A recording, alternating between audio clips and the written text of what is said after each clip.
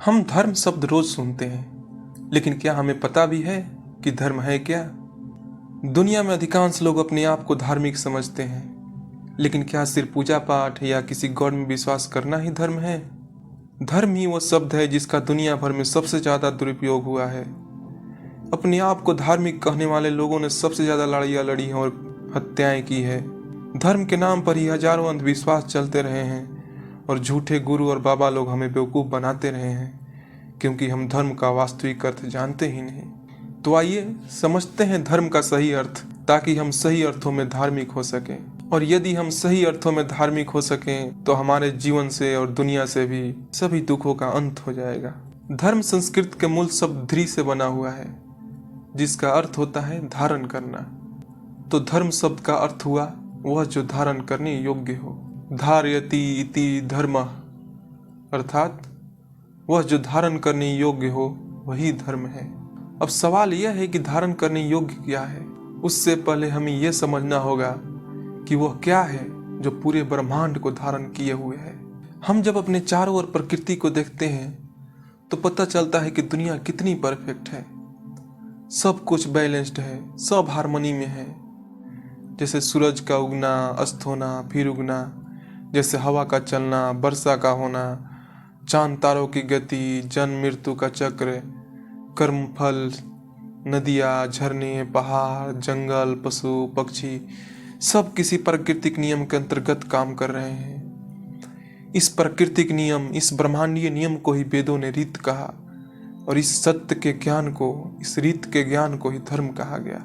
जिस तरह प्रकृति अपने नियम के विरुद्ध नहीं जाती, उसी तरह हमें भी यदि इस सत्य का ज्ञान हो जाए और हम इसके साथ एक संतुलन बना लें, इसका प्रतिरोध ना करें, इसके साथ बहें, तो हमारा आचरण भी धर्म के अनुसार आचरण कहलाएगा। आइए इसे ऐसे समझते हैं। धर्म का अर्थ मान लीजिए स्वभाव। जैसे अग्नि का स्वभाव है जलाना, जल का स्वभाव है गीला करना, प्यास बुझाना, उसी तरह हमारा आंतरिक स्वभाव है सत्य, दया, करुणा, हिंसा। इसे समझिए। झूठ बोलने के लिए हमें दिमाग चलाना पड़ता है, सोचना पड़ता है, लेकिन हम यदि सहज हो तो सत्य स्वाभाविक रूप से निकलेगा।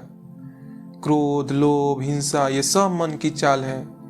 इनसे हमें दुख मिलता है, क्योंकि हम अपने आप से, अपने स्वभाव से दूर हो जाते हैं। पर जब हम किसी पर दया या करुणा करते हैं तो हमें शांति मिलती है, क्योंकि यही हमारा आंतरिक स्वभाव है।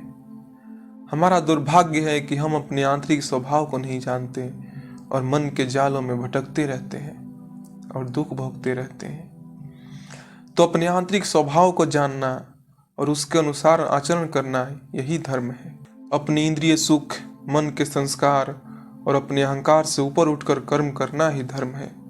और ऐसे कर्म को ही कृष्ण ने गीता में निष्काम कर्म कहा है।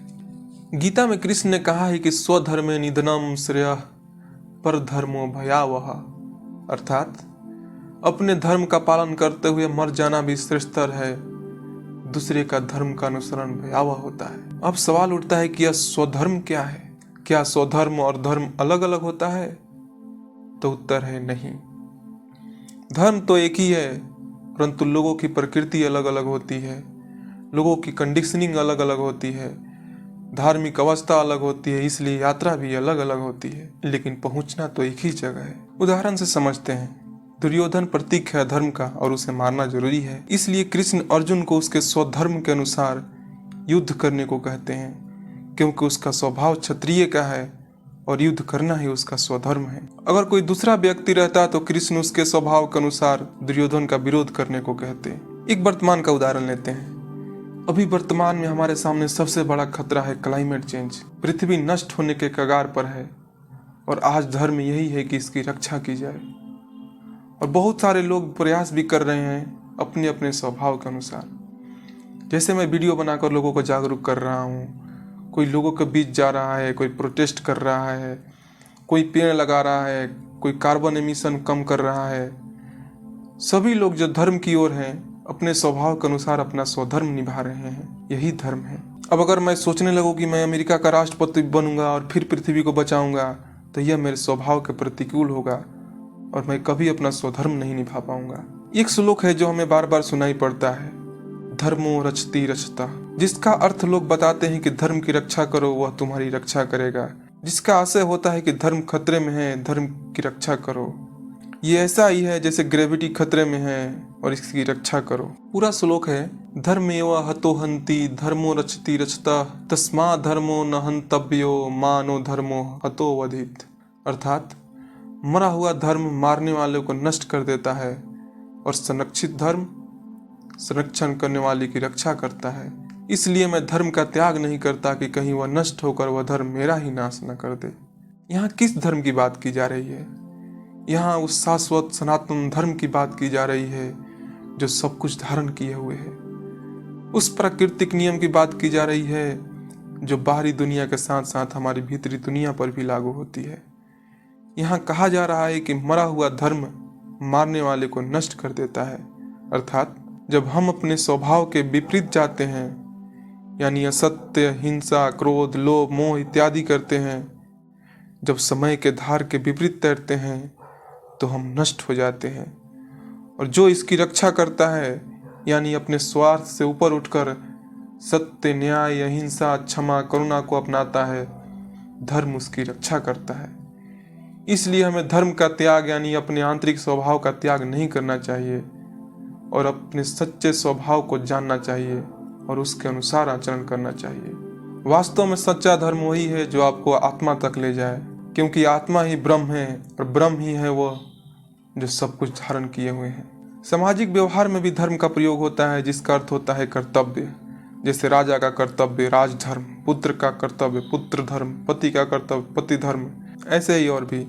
मेरा मानना है कि यदि मनुष्य अपने प्रति ईमानदार नहीं है, यदि वो अपना स्वधर्म नहीं निभा रहा है, जिससे उस शाश्वत नियम का ज्ञान नहीं है, आत्मज्ञान नहीं है, फिर वह कोई भी कर्तव्य, कोई भी धर्म ईमानदारी से नहीं निभा सकता है।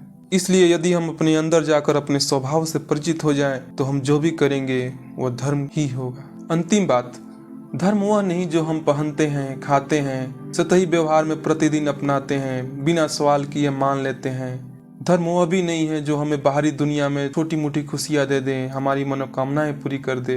धर्म वह है जो हमें भीतर ले जाए, हमें अपने स्वभाव से परिचित करा दे। धर्म वह है जो हमें मुक्त करे और हमें दुख के बंधन से आज़ाद करे। तो आप भी पढ़िए, सुनिए और सच्चे धर्म को समझकर उस पर चलने का प्रयास कीजिए। आपका जीवन ज्ञान के प्रकाश से भर जाए, यही हमारी शुभकामनाएं हैं। अगर मन में कोई संदेह, कोई प्रश्न रह गया हो तो कमेंट में जरूर पूछें। और यदि यह वीडियो आपके भीतर स्पष्टता लाए तो इस ज्ञान को फैलाएं, क्योंकि सत्य जितना बांटा जाए उतना ही बढ़ता है। धन्यवाद।